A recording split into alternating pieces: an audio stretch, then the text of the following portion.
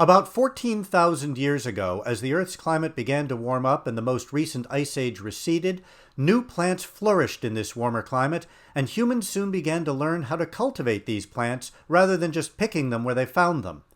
Agriculture transformed humanity, and as people transitioned from small hunter-gatherer groups to larger agriculture-based societies, and as new tools, methods of housing, and crafts to create all this were developed, the concept of work as we know it today was born. Of course, while work may benefit the society, it does little good for the worker unless that worker is paid. Payment can take many forms, from the right to live on and work some plot of land, to specific goods, to our current standard medium of exchange, money. There are many theories about how much a worker should be paid.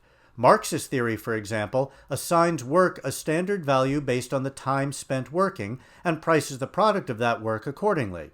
That theory just doesn't work. Different types of work add different amounts of real value. Different people doing the same work will do it differently with different results, and therefore have different values added for the same amount of time worked. Then there's the question of whether some entity, such as government, should assign a minimum value to work, and what the consequences of setting such a value would be, both in general and specific to the actual value set. In other words, should there be a minimum wage, and if so, what should it be? What would various minimum wage laws do to the job market? What would they do to the lives of workers and business owners, and to our society in general? Those questions, and specifically what the proposed $15 minimum wage would mean, form the topic for this episode of Progressive Solutions.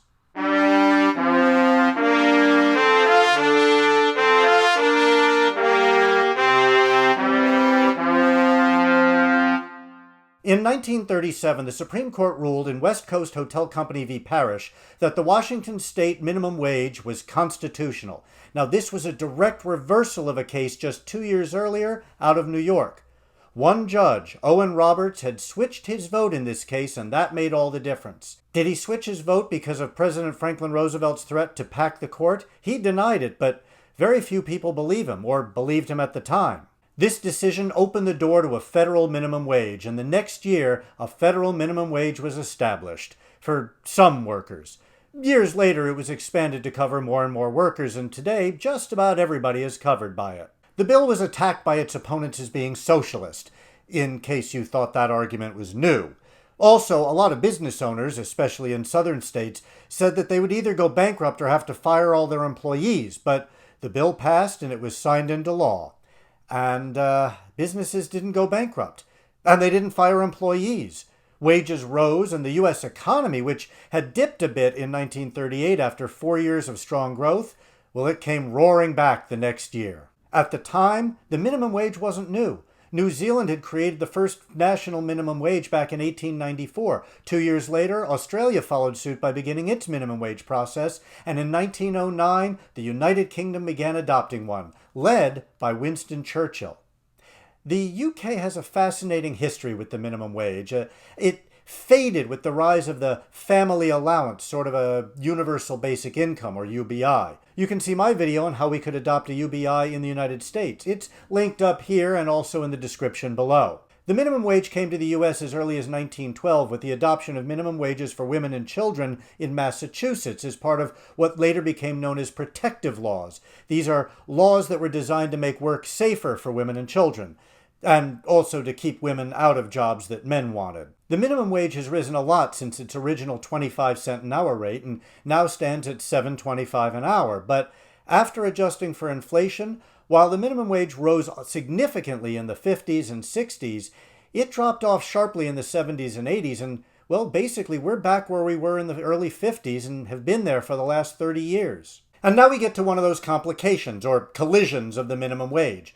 As the minimum wage rose sharply in the 50s and 60s, strong unions with large memberships negotiated higher wages, better working conditions, and more benefits for their members, and this led to the largest, most prosperous middle class in history.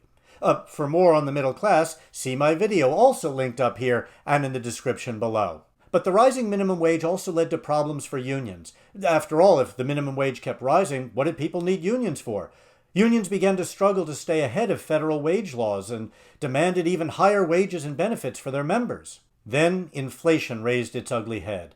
By the early 1970s, inflation was becoming a monster, and efforts throughout the decade to stem the tide just failed over and over, and unions became the target. Every attempt by unions to secure a raise, even a raise that just kept up with inflation, was attacked as, well, creating even more inflation. Unions also came under attack for trying to destroy corporate profits out of sheer greed. It wasn't greed. It was a combination of a need to justify their existence and also just trying to keep up with inflation. But labor movement began to lose steam, and so did the minimum wage. 50 years later, the inflation-adjusted minimum wage is back where we were in the early 50s. Except, that is, for the 29 states that have adopted higher minimum wages. These states are what Justice Louis Brandeis referred to as laboratories of democracy, and their story is instructive. Now, before we get to the states, I just want to stop and take a moment to thank everybody who's subscribed to this channel and helped to spread the word. And if you do enjoy these videos, please hit that subscribe button below and tell people about it. There are a lot of progressive solutions. And now, back to those laboratories of democracy. One argument against raising the minimum wage is that it costs jobs and drives people into poverty, but let's take a look at the actual data. This chart of states is sorted by the minimum wage, and as you can see, the poverty rate seems to jump around a lot because there are other factors involved. But when we put in a trend line, we can see that states with a higher minimum wage, on average, have lower poverty rates. Now, maybe the minimum wage doesn't make a difference, but it certainly doesn't hurt, and if anything, a higher minimum wage may actually help to lower the poverty rate. Then there's the case of the Westfield Valley Fair Mall in California, which straddles the line between Santa Clara and San Jose. In 2012, San Jose raised their minimum wage, and stores on the Santa Clara side of the malls found that they suddenly couldn't keep employees because they weren't paying enough. I've actually seen this happen in Shoreline, Washington, a suburb of Seattle where I used to live.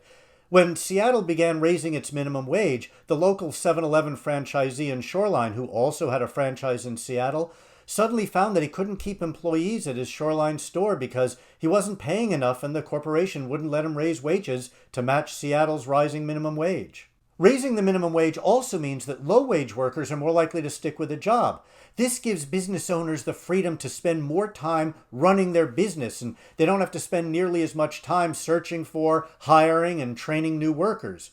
Longer-term workers are also more productive, which means more profits even after paying them more. Another argument for raising the minimum wage strikes directly at the hearts of those who would continue to shred the safety net.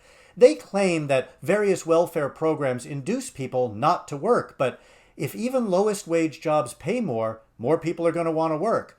Also, they'll be less likely to need those welfare programs, so it would save money. So a rising minimum wage won't increase poverty and may actually help to lower it, and it doesn't hurt the economy or drive businesses into bankruptcy. But what about the claim that it costs jobs? Well, even the Nonpartisan Congressional Budget Office, or CBO, says that it does. In fact, the CBO also says that a rising minimum wage might increase the budget deficit. I've linked to the CBO report in the description below. Why so much gloom and doom? Well, it's largely because the CBO assumes that a rising minimum wage won't boost the economy, even though it puts more money into the hands of people who are more likely to spend it. Because the CBO won't acknowledge that a rising minimum wage would boost the economy, they claim that, for example, the current proposal to raise the minimum wage to $15 an hour would cost 1.4 million jobs. And because of that job loss, spending on unemployment and Medicaid and other things would increase, thus increasing the deficit. But the 27 million workers that the CBO estimates would get a raise under this plan would have a lot more money to spend, and spend it they will.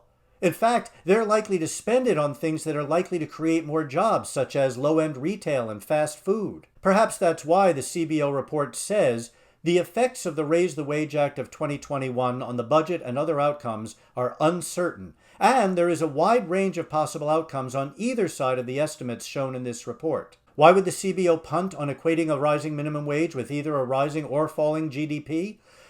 Well, it's probably because, as this chart shows, it's impossible to predict. Maybe that's because minimum wage increases happen during both economic growth and shrinkage with no easily discernible pattern, but what it comes down to is that neither the CBO nor anyone else has enough data to reach a solid conclusion, so we're left with arguing based on ideology.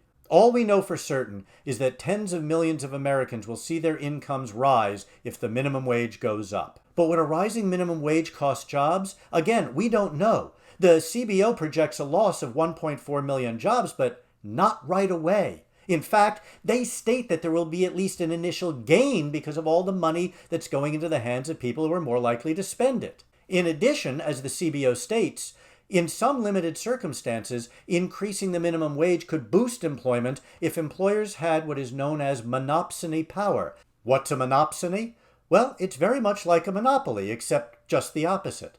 A monopoly is where there's only one seller. A monopsony is where there's only one buyer, and in this case, it's employers buying employees. And as our economy has become more and more monopolistic and there are fewer big employers, it has also become monopsonistic. And yes, I have a video on how monopolies affect wages. It's also linked up here and in the description below. Another debate is over whether a $15 minimum wage is too high. Critics say that it would be the second highest minimum wage in the world, behind only Switzerland, and it would surpass Switzerland and everybody else in terms of purchasing power. In the first place, what's wrong with American workers doing better than everyone else? And in the second place, they wouldn't be doing better than everywhere else. A number of countries, most notably Scandinavian area countries, don't have a national minimum wage, but they do have strong unions, and those unions have negotiated minimums of $20 or more in most of those countries. And those countries tend to lead the world not only in average wealth, but also in happiness. Perhaps we could learn a lesson from them. The U.S. is one of the most productive countries in the world. Our workers produce more goods and services per average hour worked than just about everywhere else, but we aren't paid in proportion to that productivity.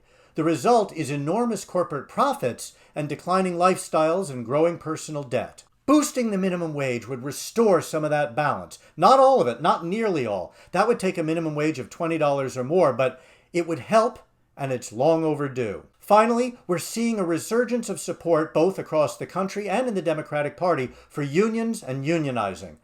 As I publish this video, we're still awaiting the results of a union vote in an Amazon warehouse in Alabama, but whether it succeeds or not, support for more unions is growing.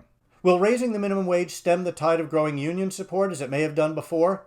I don't think so. After 40 years of increasing income and wealth splits between the very few haves and the very many have-nots, we'll be seeing even more support for anything that could revitalize the middle class. But it's possible, after sufficient gains have been made in both areas, that the tide will turn again.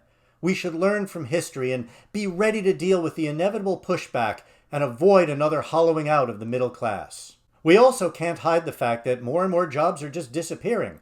Some to outsourcing, but most of them to automation.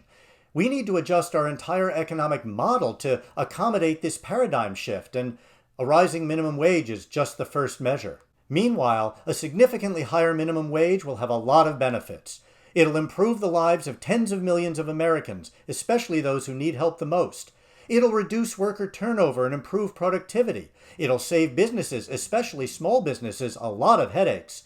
And it will reduce poverty rates and the cost of the safety net. In short, a $15 minimum wage won't solve all our problems, not even most of them, but it'll help.